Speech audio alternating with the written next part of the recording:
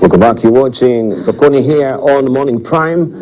We continue apace with the conversation regarding KRA, and what is happening right now is they will be mounting cameras in your factories to try and curb tax evasion. The National Treasury has revealed plans that are afoot to station KRA staff inside major factories across the country to enhance monitoring and tightening the news. Actually, these are spies on tax cheats. This is despite planned heavy investment in technology, indicated KRA, which is under pressure by the Ruto government to collect more taxes, is expected to pull all stops to nab tax cheats and boost collection. We know Kenya Revenue Authority also collected 174 million shillings from digital services tax during the 6 months leading up to December 2022. The revenue comes from digital service providers like Google, Netflix, Meta, Twitter, and Microsoft, which is expected to increase 300 million shillings by June. The tax has much growth potential given the increasing popularity of e-commerce in the country, and the KRA plans to register more businesses for the tax in the coming year. The income tax, that is the digital service tax law of 2022, requires businesses that sell services online to pay 1.5% flat tax on the value of the services provided through digital platform and 16% value added tax. That is just to give you an inkling of where they're headed. So they are stopping at nothing right now, and soon we'll have spies in your factories to try and see if, of course, you are evading taxes. There will be drones hovering over your premises. And if you are, of course, conversing with any KRA officials where matters regarding taxes are concerned, they will be having body cams as well to capture, those conversations. And this is a discussion that we've been talking about. Where is privacy? Are you violating our privacy, encroaching, and becoming too close for comfort? Yeah. Billow Kerrow. We've heard of this, and then we've heard of KRA wants to integrate its systems to the M-Pesa, to the bank account. So we are headed in a very dangerous area. We want to weaponize KRA. And we have seen that if you go that route, it's going to be abused. This government has gone through hell. They know during the campaigns how KRA weaponized institutions have been used to undermine them. And I think the second thing is that for businesses to, you'll be discouraging them. There are ethical ways of doing business. Business is in competition. My operations, my factory, things are private. They're confidential. I'm in competition with other businesses in the country and outside. You cannot, put cameras there and try to record my activities, my operations, and my, Actually sending a staff there. They'll be sending their staff or there. putting a staff there. I think what this government needs to focus on is let them start from the expenditure side of things. Let us try and manage expenditure. This country, we should be grateful to the people of Kenya. We are collecting 2 trillion this year. That is $20 billion. It's more than all the revenues for all of the other East African countries combined, all the other 5 combined. I think the focus of the government should be on how to utilize money. They should put cameras. They should put cameras in every government office, from the CS to the PS to State House. Those are the places where we need cameras. That's where the corruption is.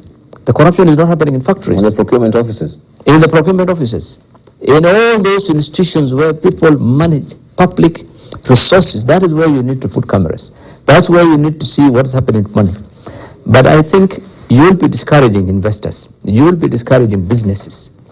I mean, all the things, the cost of production is already too high. We've talked of power. We've talked of other energy. You've talked of infrastructure. Then now you're adding KRA again. I mean, what are you going to tell people and you're trying to tell investors, come? I don't see how this thing would work. I mean, it's really going to be a disincentive to businesses. And you're criminalizing business. I think it is wrong. I think it's misplaced, and it should not be done. Now De La Rue is picking up the ticket and following and joining the line of Cadbury, Nestle, Reckitt Benckiser, Colgate, Palmolive, also Schneider Electric. And this is because of the high cost of doing business here in the country. And of course, the changing terrain on how transaction is being carried out right now. everything is going digital, and that is affecting also their business, which is their core business, currency production. But Billow, let's just begin with you on that particular note. First of all, that particular 1.2 billion shillings tax that KRA is hovering over them to meet. It has been around. Could that also be an exacerbating issue, factor for them leaving? Yeah, I think the KRA issue, the courts have ruled, but they have an opportunity to go to appeal, because the issue of that 1.2 billion, I think, was on the royalties that the company was paying to its parent company in UK. You know, and KRA, you know, insisting that there's tax due on that. You know, when you pay royalties, there's tax due 15%, I think, withholding tax or something. There's tax due on that. But I think the company insisted that they don't have any, you know, the parent company didn't have intellectual rights, and they didn't make any payment of royalties. No royalties are due to UK, and so there will be no tax due. Those are the disputes. But I think they should have appealed. But in its heydays... But even if, yeah, that's what I'm asking you. In the heydays, I think... They were printing money for up to 18 countries. You know, it's one of the few places in this world where currency is being printed. You know, and this is an opportunity. It's business for Kenya, really. And it's a pity that today, because there is no business coming in from even Kenya itself, they have to fold. But you know, this is a country. We have how many countries in Africa alone?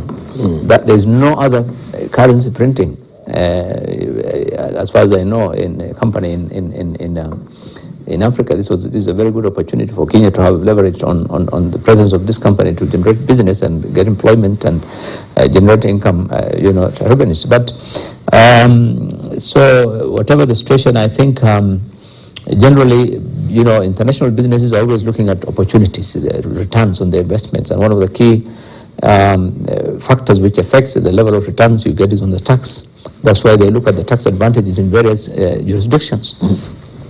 It's not only those companies you mentioned. There are a lot of other big companies, particularly in horticulture and so forth, which have also relocated to countries like Ethiopia. The reason why Ethiopia is attracting a lot of investments is the cost of doing business there is very low. Energy is very cheap. Labor is cheap. Land is cheap.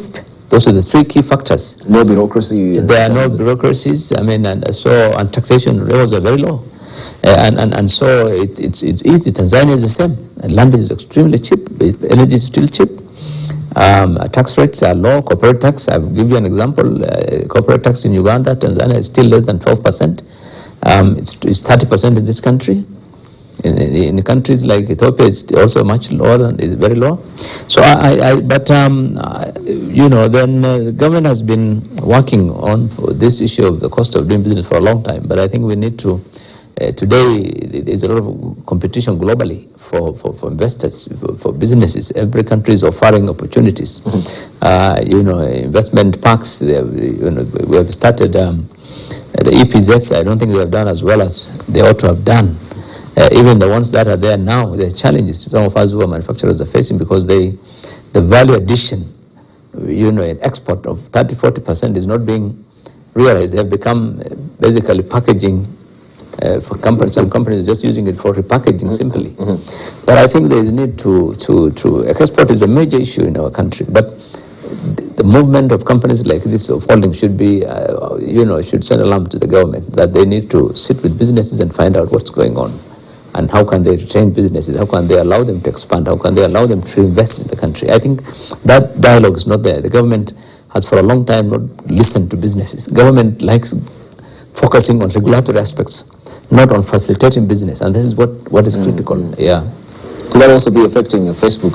They will be folding as well. We'll have 200, over 200 employees who will be losing their jobs.